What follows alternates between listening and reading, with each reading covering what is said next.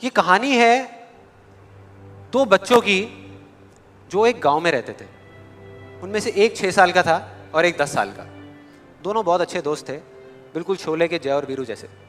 दोनों हमेशा साथ साथ रहते, साथ साथ खेलते, साथ साथ खाते पीते, साथ साथ नहाते धोते।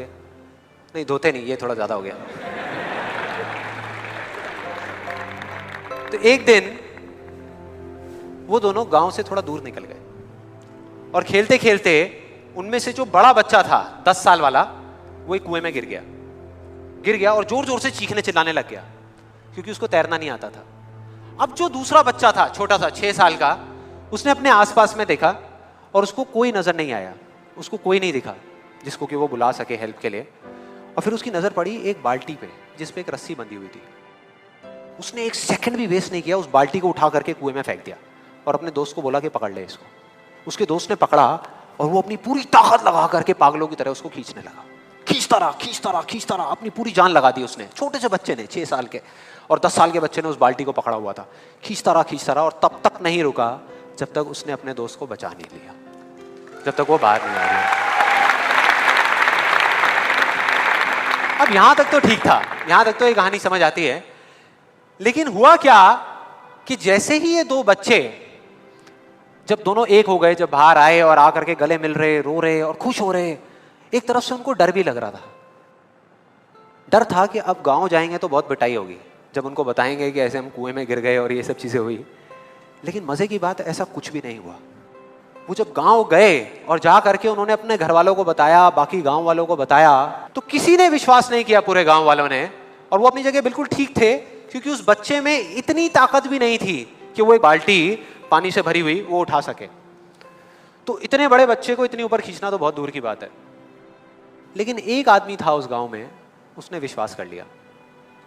उनको सब रहीम चाचा कहते थे, उस गांव के सबसे समझदार बुजुर्गों में से एक।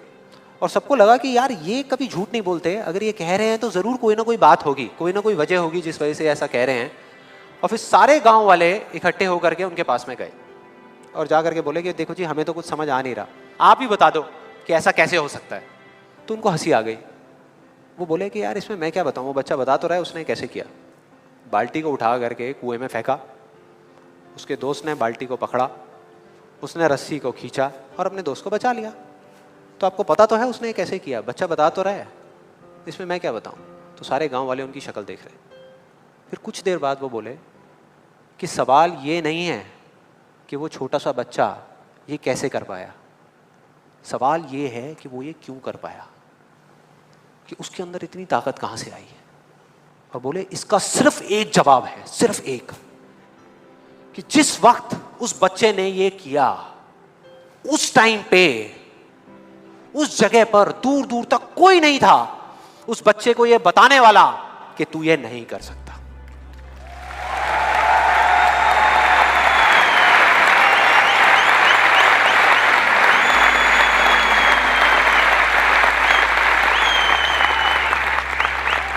बोले कोई नहीं था, कोई नहीं, यहां तक कि वो खुद भी नहीं, वो खुद भी नहीं।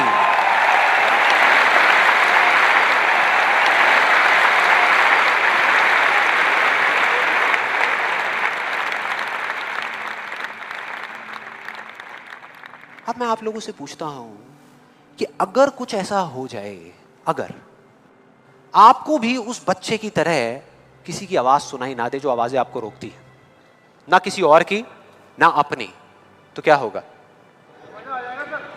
मजा आ जाएगा, राइट। उस बच्चे की तरह आपको भी कोई नहीं रोक पाएगा। You will be unstoppable, right? Yes और नो? यस और नो? यस और नो?